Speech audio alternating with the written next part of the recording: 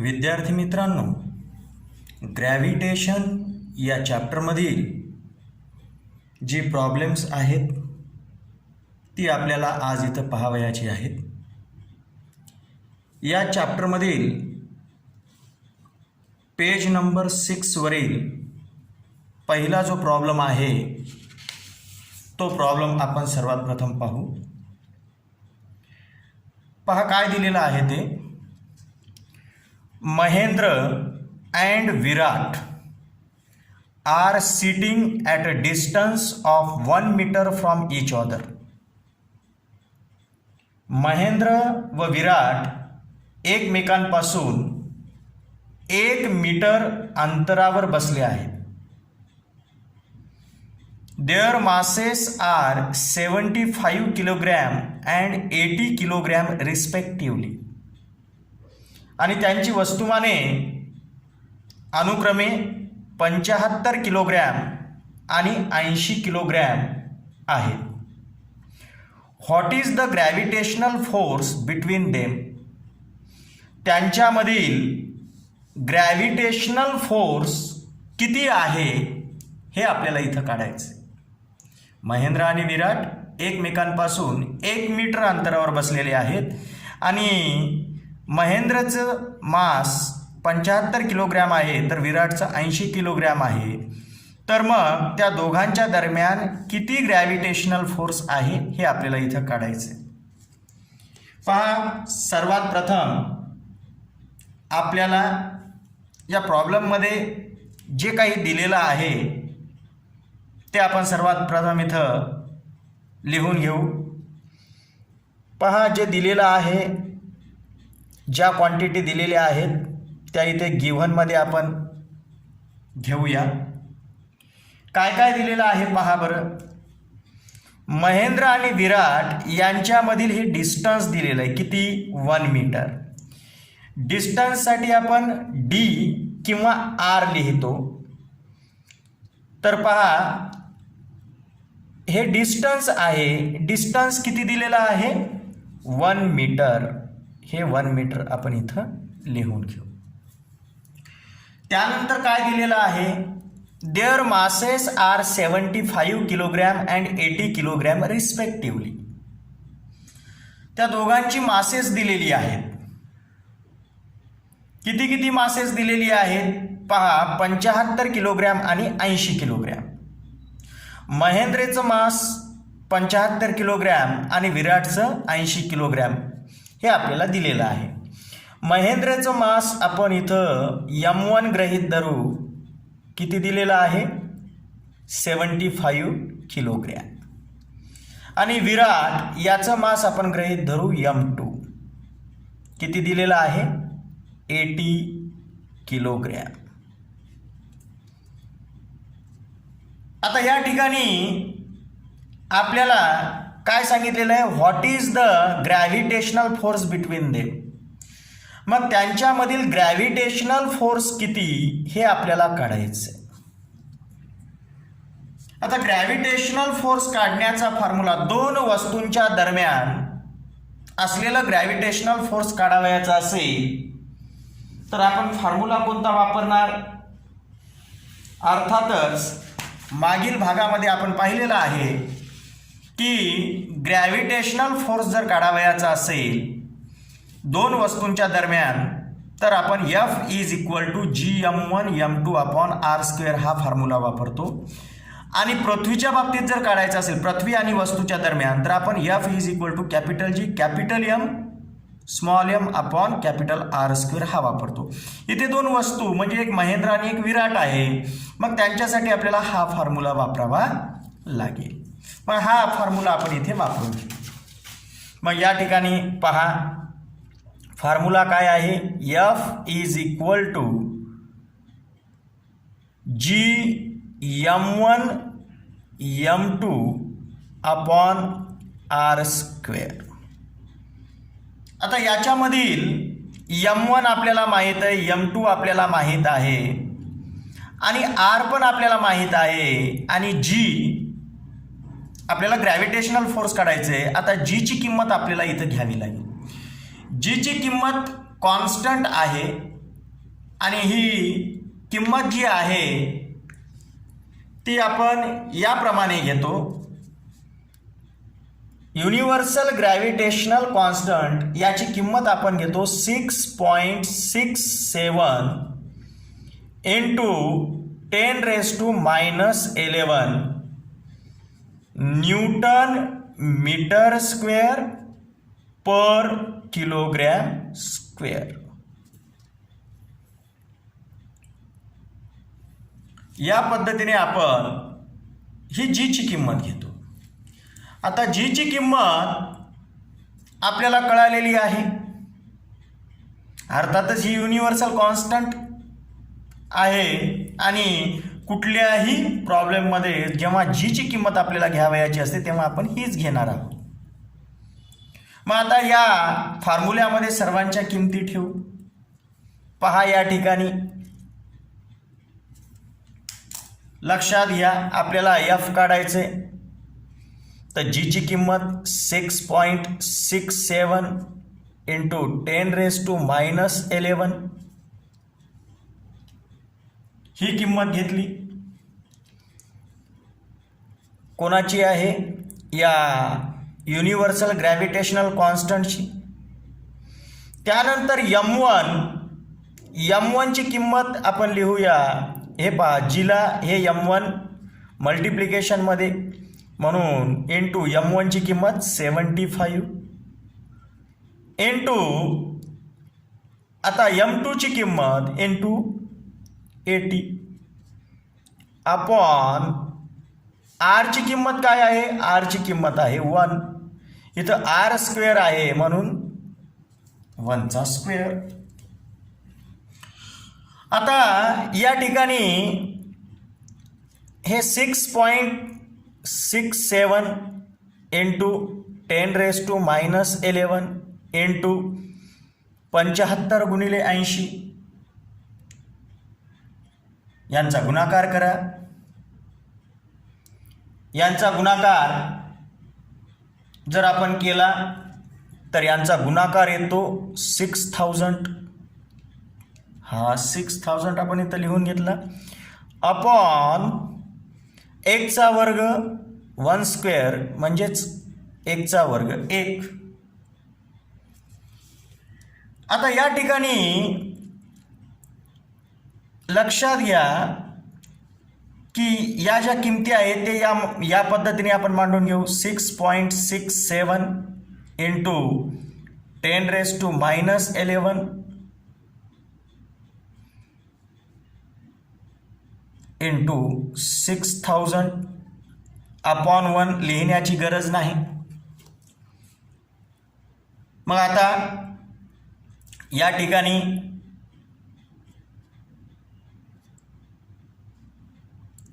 हे 6.67 हे जे 6000 आहे ते मी याप्रमाणे लिहितो 6 इंटू 1000. या 6ला जर 1000 ने गुणलं तर 6000च येतं म्हणून या पद्धतीने लिहून घेतलं. इंटू राहिलंय काय 10⁻⁻11. आता या दोघांचा गुणाकार जर केला तर हा गुणाकार निघतो 40.02. 6 न 7 ला गुणा, 6 7 42 ला 2, हा 4 4, 6 6 36, 36 आणि 4 40, 40 ला 0, हा 4 4, हा पॉईंटला पॉईंट, 6 6 36 आणि हातच्याचे 4 असे झाले 36 आणि 4 40. तर या पद्धतीने 40.02 या दोघांचा गुणाकार आला. इंटू 1000 म्हणजे 10⁻³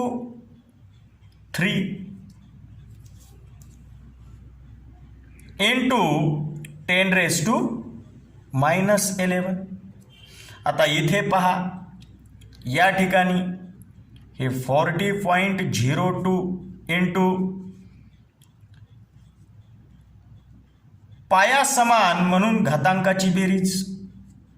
मग हे -11 हे +3 या दोघांची जर बेरीज केली तर 11 मधून हे +3 गेले, काय राहिले 10⁻⁻8. आता इथे लक्षात घ्या की हे 40.02 इंटू 10⁻⁻8 जेव्हा 10⁻⁻ हे अंकासोबत असतं त्यावेळेस आपण हा 10 पेक्षा कमी लिहित असतो. मग इथं हा 40 आहे, हा जर पॉईंट आपण अलीकडे घेतला तर 4.002 होईल. म्हणजे काय केले आपण, एका स्थानाने हा दशांश अलीकडे सरकून घेतला, त्यामुळे किंमत लहान झाली. किंमत लहान झाल्यामुळे याच्यासोबत गुणाकारामध्ये 10⁻⁻ इंटू 10 किंवा 10⁻1 जरी म्हटलं तरी चालेल. तर पहा आपण काय केलं, हीच किंमत आपण या पद्धतीने लिहून घेतली. आपण हा सहसा 1 लिहित नाही, असतो पण लिहित नाही, इंटू 10 लिहिली. मला सांगा 4.002 इंटू 10 या दोघांचा जर गुणाकार केला तर हाच निघतो. मग हीच किंमत आपण या पद्धतीने लिहून घेतली, हे इंटू 10⁻⁻8. आता या ठिकाणी लक्षात घ्या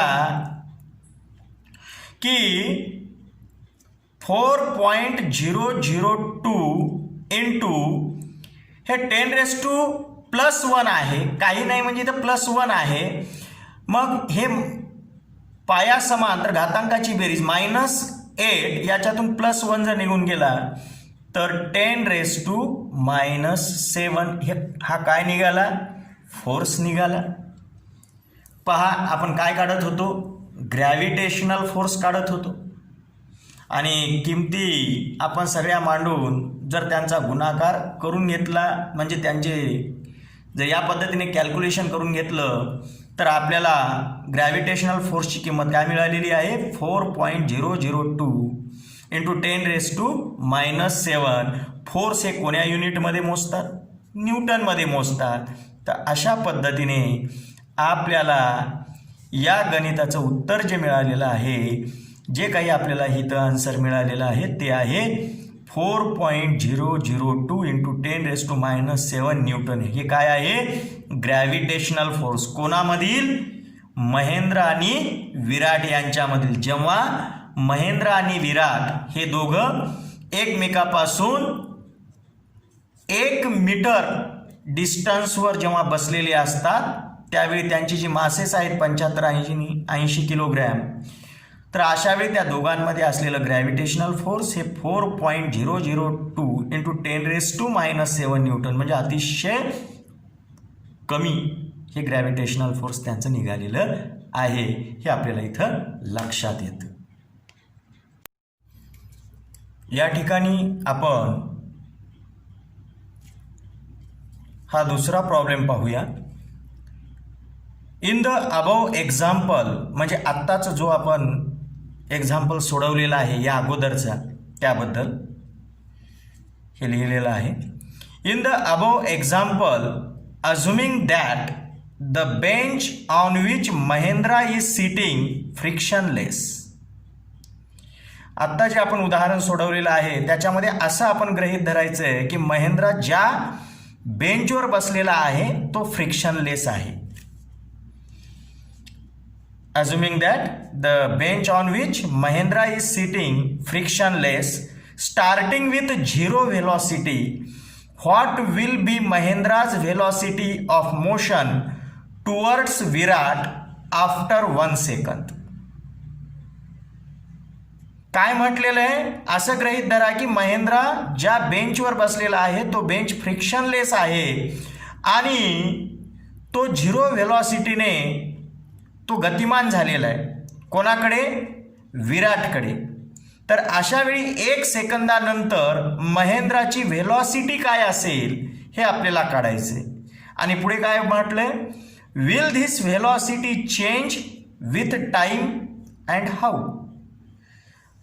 1 सेकंदानंतर महेंद्राची व्हेलॉसिटी काय असेल हे आपल्याला काढायचं आहे. आणि ही व्हेलॉसिटी टाईमनुसार चेंज होईल का, वेळेनुसार ती बदलत जाईल का, आणि बदलत जाईल तर ती कशी बदलत जाईल हे आपल्याला इथं सांगायचं आहे.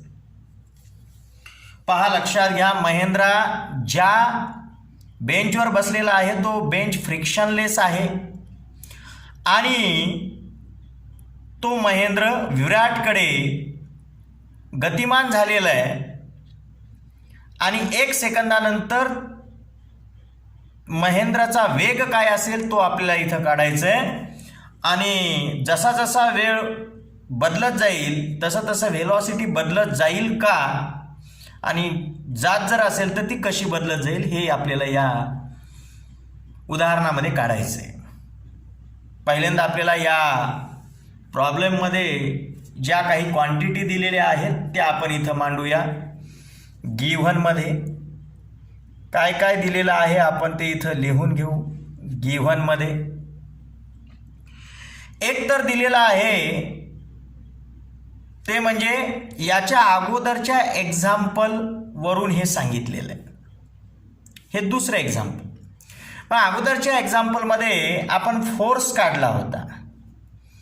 किती निघाला होता बरं तो फोर्स? 4.002 इंटू 10⁻⁻7 न्यूटन इतका निघालेला आहे. तो आपण इथे फोर्स लिहून घेतलेला आहे. त्यानंतर इथे महेंद्रा हा काय होत आहे? तो गतिमान होत आहे. या महेंद्राचं मास आपल्याला दिलेलं आहे पूर्वीच्या गणितामध्ये. किती दिलेलं आहे? 75 किलोग्रॅम. ते आपण इथं लिहून घेऊया. पूर्वीच्या गणितामधील ह्या 2 क्वांटिटी आपण इथे लिहून घेतलेल्या आहेत.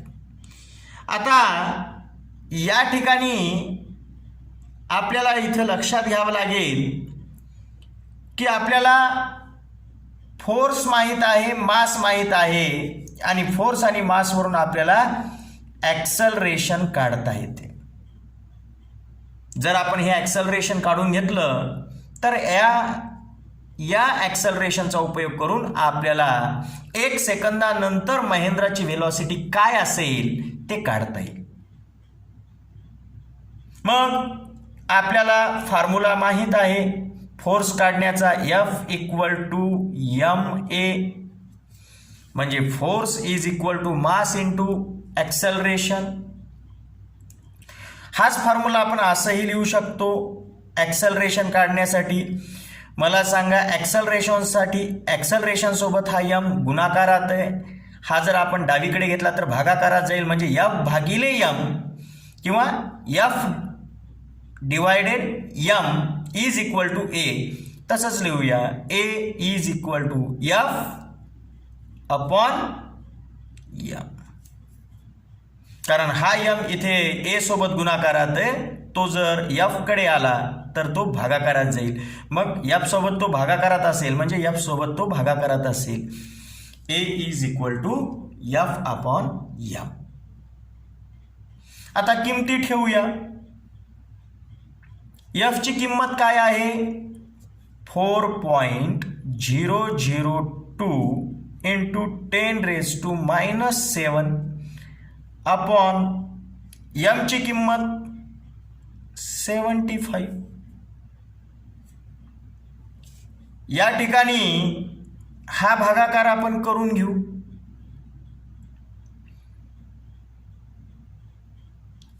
पहिल्यांदा आपण या ठिकाणी 3 ने भाग देऊ. 3 दोन्ही 6. 7 मधून 6 गेले, 1 उरला, इथे 15 झाले. पहा, 3 ना आपण भाग देत आहोत. 3 दोन्ही 6. 7 मधून 6 गेले, 1 उरला, 15 झाले. 3 5 15. वरही 3 ने भाग देऊ. 3 1 3. 4 मधून 3 गेले, 1 उरला, हा पॉइंटला पॉइंट, हा 1 इथे आला, 10 झाले. 3 त्रिक 9. 10 तून 9 गेले, 1 उरला, इथे आला, 10 झाले पुन्हा. 3 त्रिक 9. 10 तून 9 गेले, पुन्हा 1 उरला, इथं झाले 12. 3 चौक 12. काय आलेलं आहे मग इथं पहा बरं. 1.334 into 10⁻⁻7 upon 25. आता 25 ने 1.334 ला भाग देणं थोडं अवघड जातं, म्हणून आपण हा पॉइंट जो काही आहे हा 2 स्थळाने समोर सरकूया, म्हणजे ही संख्या मोठी होईल. 2 स्थळाने पॉइंट समोर सरकवल्यामुळे आता 10⁻⁻7 जे काही आहे हे 2 स्थळाने समोर सरकवल्यामुळे ही किंमत वाढली, म्हणून ही किंमत आपल्याला तेवढ्याच प्रमाणात कमी करावी लागेल. मग इथे लक्षात घ्या की 10⁻⁻7 दोन्हीही कमी करावी लागेल. ही संख्या 2ने वाढवली, 2 स्थळाने वाढवले, म्हणून 2ने ही संख्या कमी करावी लागेल, म्हणजे -7चं -9 होईल. कारण -7 पेक्षा -9 हे आणखीन लहान संख्या आहे. मग या पद्धतीने हा पॉइंट 2ने समोर सरकवल्यामुळे आपण -7चं -9 या पद्धतीने करून घेतलं. अपॉन 25. 25 ने 133.4 ला भाग देऊया. जर असा देता येत नसेल तर सरळ या पद्धतीने आपण इथं देऊन घेऊ. 133.4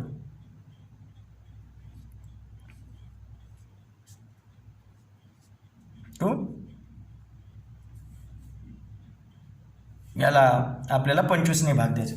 मग इथे पहा, 25 ने 133च्या अगोदरपर्यंत म्हणजे 25 पाच्या 125, 133 मधून 125 गेले, 8 उरले. हा पॉइंट इथे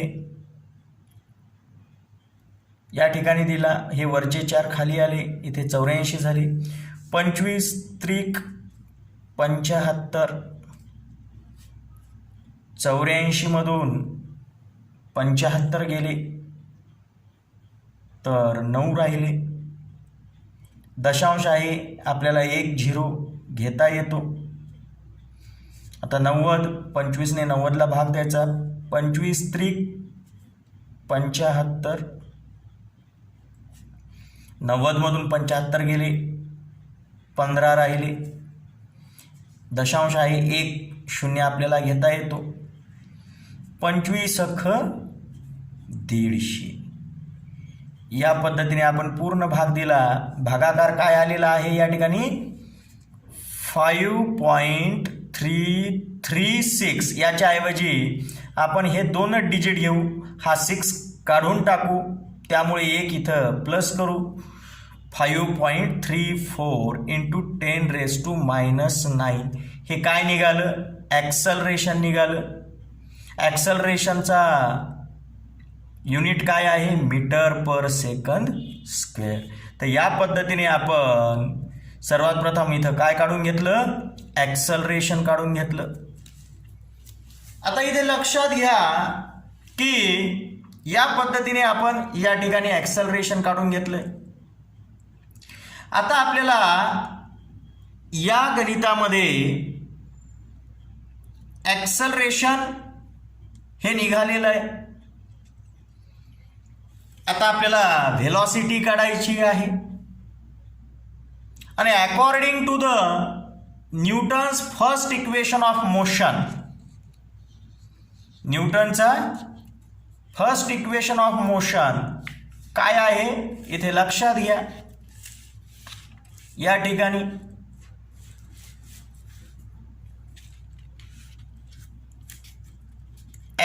using Newton's first equation of motion आपण इथे वापरूया. Newton's first equation of motion काय आहे? V equal to U plus eighty.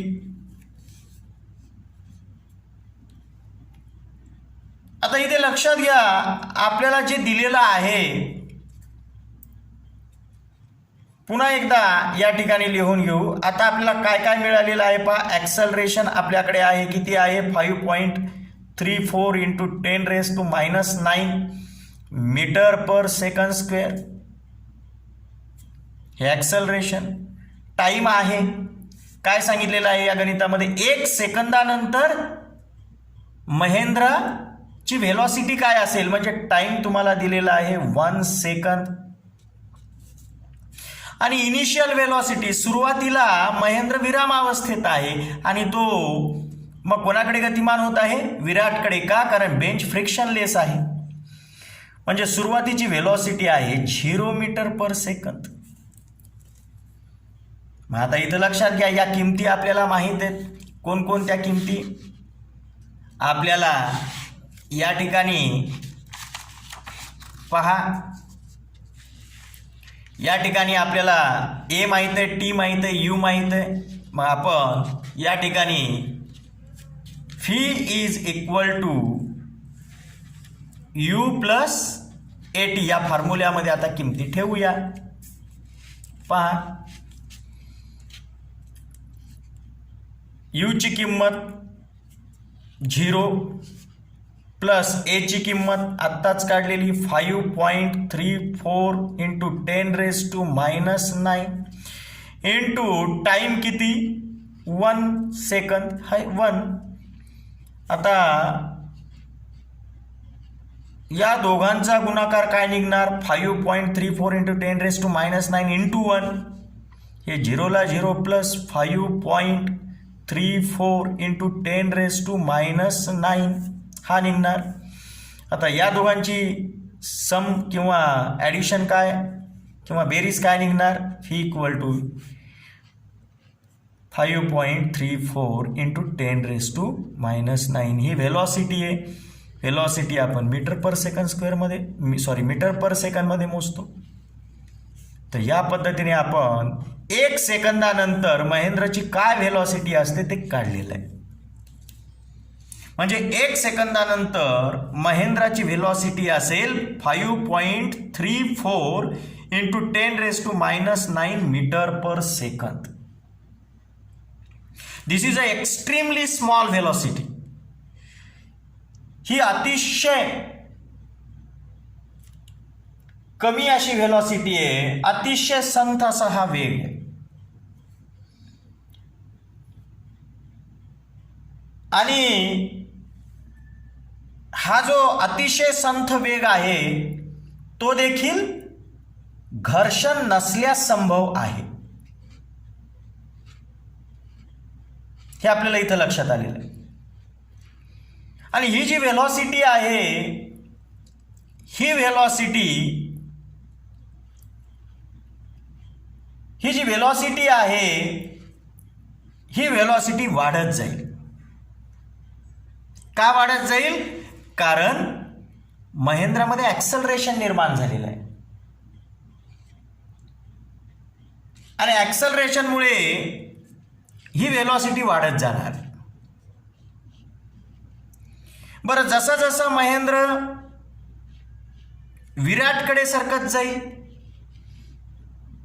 तसं तसं विराट आणि महेंद्रमधील ग्रॅव्हिटेशनल फोर्स वाढेल आणि ग्रॅव्हिटेशनल ज्या प्रमाणात वाढत जाईल त्याच प्रमाणामध्ये महेंद्रमधील ॲक्सलरेशन सुद्धा वाढत जाईल. महेंद्रमधील ॲक्सलरेशन वाढत जाईल हे आपल्याला इथं लक्षात येतं. आणि या पद्धतीने आपण सांगू शकतो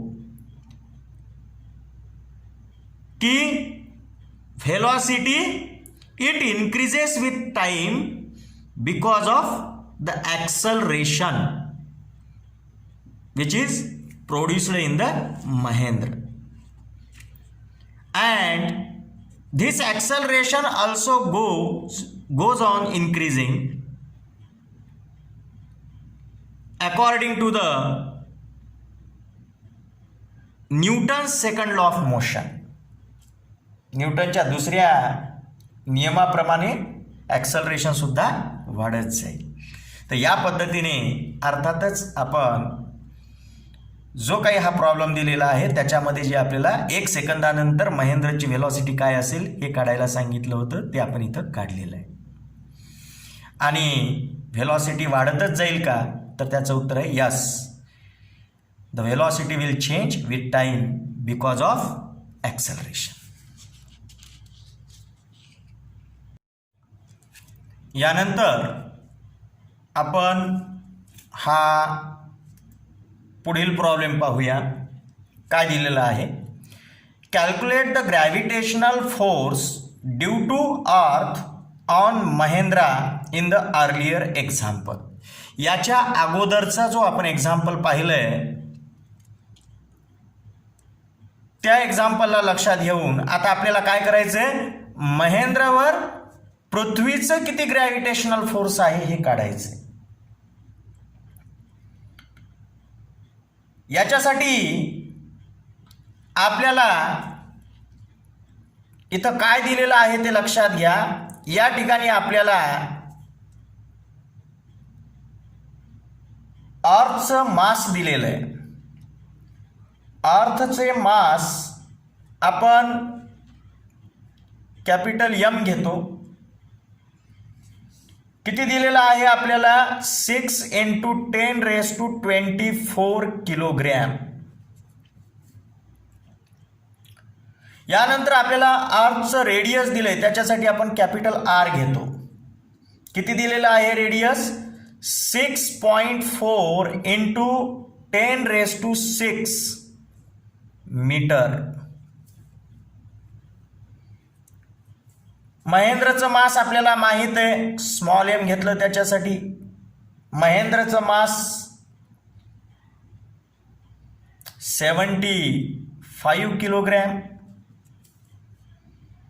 आणि gravitational constant 6.67 × 10⁻11 newton meter square per kilogram square. तर या पद्धतीने आपल्याला या ठिकाणी अर्थचं मास दिलेलं आहे, त्यानंतर अर्थचं रेडियस दिलेलं आहे, महेंद्रचं मास दिलेलं आहे आणि युनिव्हर्सल ग्रॅव्हिटेशनल कॉन्स्टंट दिलेला आहे.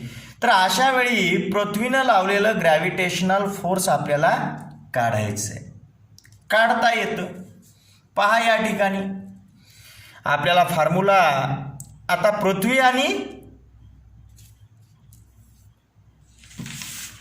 आणि महेंद्र म्हणजे पृथ्वी आणि महेंद्र यांचं जर आपल्याला या ठिकाणी मास दिलेला असेल, म्हणजे पृथ्वी आणि महेंद्र यांच्यामधील जर ग्रॅव्हिटेशनल फोर्स काढायचा असेल तर आपल्याला याच्याऐवजी हा फॉर्म्युला वापरावा लागेल. काय आहे, F = capital G capital M small m upon capital R square. हा फॉर्म्युला आपण इथे लिहून घेऊ. मग पहा, F = G capital M small m upon R square. किमती ठेवू, इथे दिलेल्याच किमती इथं मांडणार आहोत आपण. मग मला सांगा, युनिव्हर्सल ग्रॅव्हिटेशनल कॉन्स्टंट याची किंमत इथे ठेवू आपण, 6.67 × 10⁻11 इंटू M कॅपिटल M म्हणजे अर्थचं मास किती दिलेलं आहे, 6 × 10⁻24 इंटू हे स्मॉल m म्हणजे महेंद्रचं मास किती दिलेलं आहे, 75 अपॉन R स्क्वेअर. R पृथ्वीचं रेडियस 6.4 × 10⁻6 हे पृथ्वीचं रेडियस आहे. रेडियसचा स्क्वेअर म्हणजे याचा स्क्वेअर करावा लागेल. आता याचं कॅल्क्युलेशन आपल्याला इथं करायचं आहे. एक सिंपल लक्षात ठेवा की आपल्याला हा फॉर्म्युला माहित आहे, ॲक्सलरेशन ड्यू टू ग्रॅव्हिटी काढण्याचा gm/r². हा फॉर्म्युला आहे gm/r². आणि याची किंमत निघते पृथ्वीचं मास, पृथ्वीचा रेडियस आणि युनिव्हर्सल ग्रॅव्हिटेशनल कॉन्स्टंट या सगळ्यांची किंमत निघते 9.77 मीटर/सेकंड². ही किंमत निघते. मग इथे सांगा हे gm/r² म्हणजे याची व्हॅल्यू काय असेल, जी इतकी असेल म्हणजे 9.77. मग आपण काय करू, हे युनिव्हर्सल ग्रॅव्हिटेशनल कॉन्स्टंट, हे मास, पृथ्वीचं मास आणि हा पृथ्वीचा रेडियस, ह्या सर्वांची मिळून निघणारी किंमत आपण डायरेक्ट लिहू इथं काय 9.77 हे इंटू हे 75. पहा लक्षात घ्या gm/r². ची किंमत काय निघते, पृथ्वीवर ॲक्सलरेशन ड्यू टू ग्रॅव्हिटीची किंमत काय निघते 9.77. जर आपल्याला या व्हॅल्यू दिलेल्या असतील तर, म्हणून आपण डायरेक्ट ही किंमत लिहिली 9.77 इंटू हे राहिलेलं 70. आता या दोघांचा गुणाकार करूया. या दोघांचा जर गुणाकार केला तर हा गुणाकार किती निघतो पहा. आपण वाटल्यास इथं प्रत्यक्षात गुणाकार करूया. पहा या ठिकाणी 9.77 इंटू 75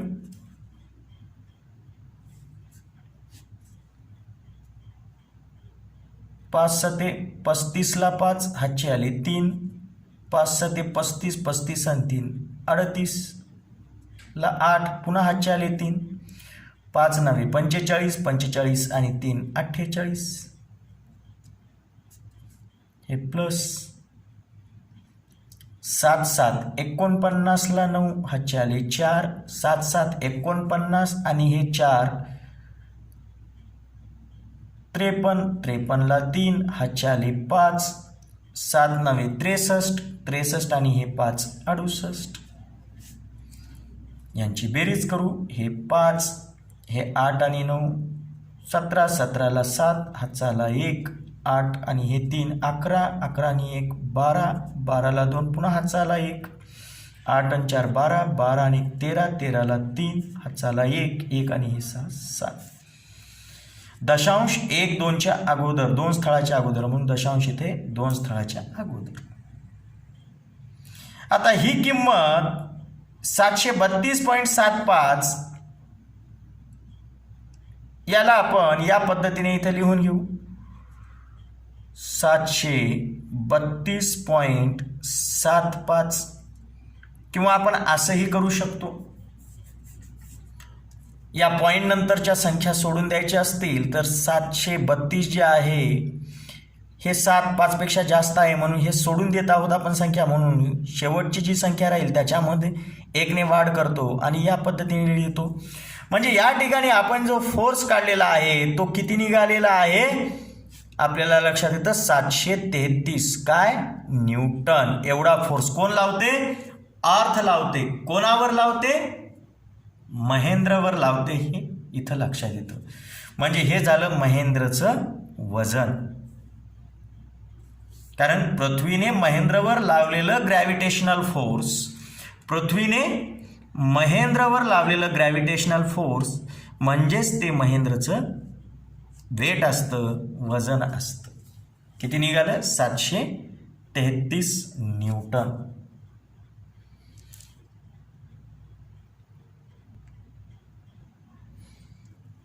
आता या ठिकाणी हा पुढचा प्रॉब्लेम लक्षात घ्या. काय दिलेलं आहे ते, starting from rest what will be Mahendra's velocity after 1 second if he is falling down due to the gravitational force of the earth. काय म्हटलंय, स्टार्टिंग फ्रॉम रेस्ट म्हणजे विराम अवस्थेतून सुरू करून पृथ्वीच्या ग्रॅव्हिटेशनल फोर्समुळे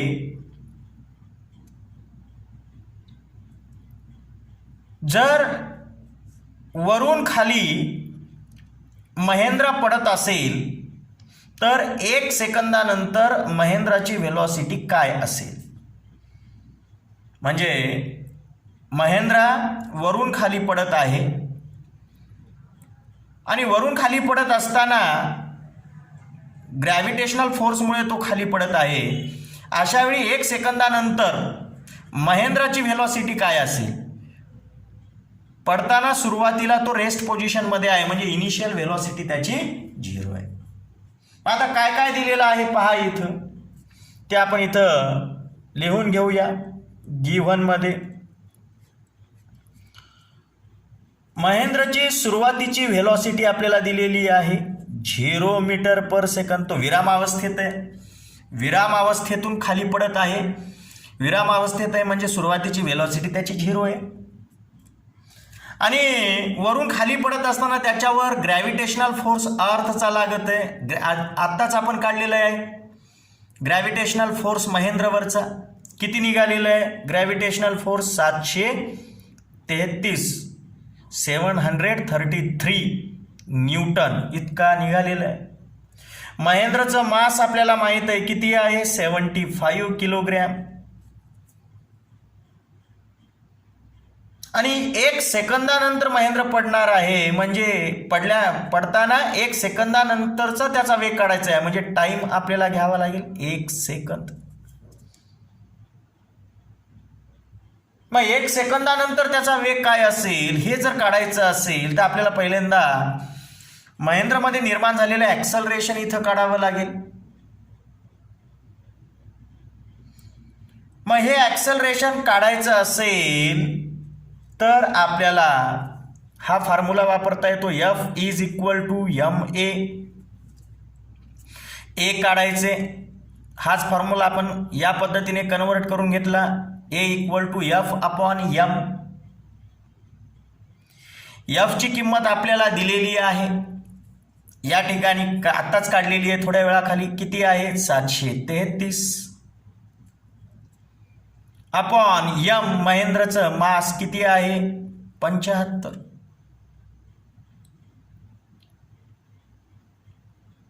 या दोघांचा जर आपण भागाकार केला तर भागाकार किती निघतो पहा.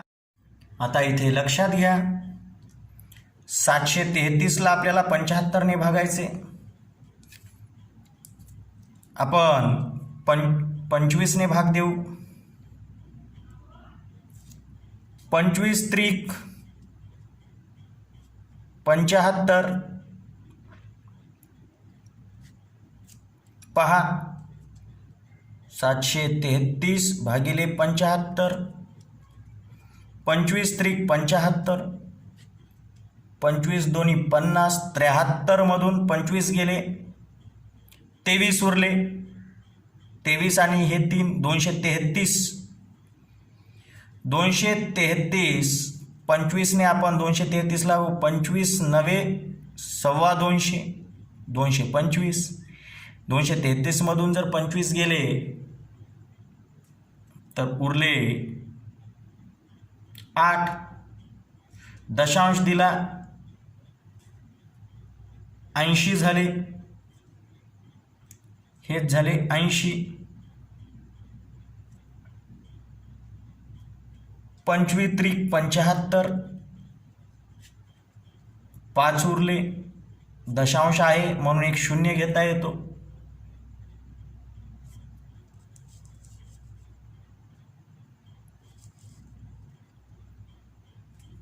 मग 25 दोन्ही 50.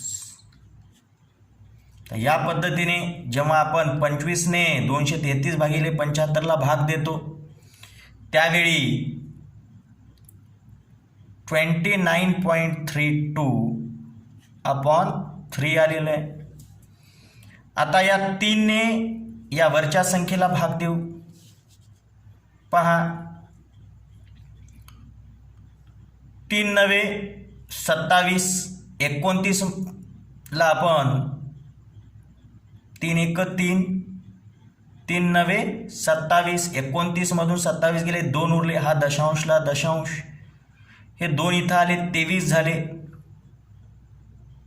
3 सत्ते 21,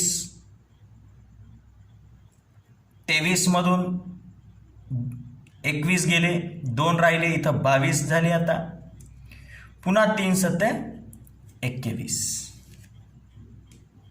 तर या पद्धतीने 9.77 हे ॲक्सलरेशन निघालेलं आहे. ॲक्सलरेशन आपण मीटर पर सेकंड स्क्वेअरमध्ये मोजतो. अशा पद्धतीने आपण या ठिकाणी ॲक्सलरेशन हे काढलेलं आहे. हे आपल्याला इथं लक्षात घेतलं पाहिजे. आता ॲक्सलरेशन निघालं, आपल्याला आता व्हेलॉसिटी काढायची, फी काढायचे. काय काढायचे? फायनल व्हेलॉसिटी, 1 सेकंदानंतरची व्हेलॉसिटी काढायची. According to Newton's first equation of motion using Newton's first equation of motion, phi equal to u plus at. तर u किती आहे? 0. u दिलेला आहे आपल्याला, किती दिलेलं आहे? 0. ते लिहून घेऊ. प्लस ए किती आहे? आत्ताच काढले, 9.77 इंटू टाइम दिलेला आहे 1 सेकंद. या दोघांचा गुणाकार 9.77 येतो, प्लस यांची बेरीज तेवढीच आहे 9.77. काय आली? ही फायनल व्हेलॉसिटी आलेली. कशात मोजतो आपण? कोण्या युनिटमध्ये? मीटर पर सेकंदमध्ये. तर या पद्धतीने 1 सेकंदानंतर पडताना महेंद्र जेव्हा वरून खाली पडत असतो तेव्हा 1 सेकंदानंतर त्याची व्हेलॉसिटी किती असेल? 9.77 मीटर पर सेकंद. हे आपल्याला इथं लक्षात येईल. तर अशा पद्धतीने आपण पृथ्वीचं ग्रॅव्हिटेशनल फोर्स लागल्यानंतर 1 सेकंदानंतर महेंद्र पडत असताना त्याचा वेग काय असेल, व्हेलॉसिटी काय असेल ते आपण इथं काढलेलं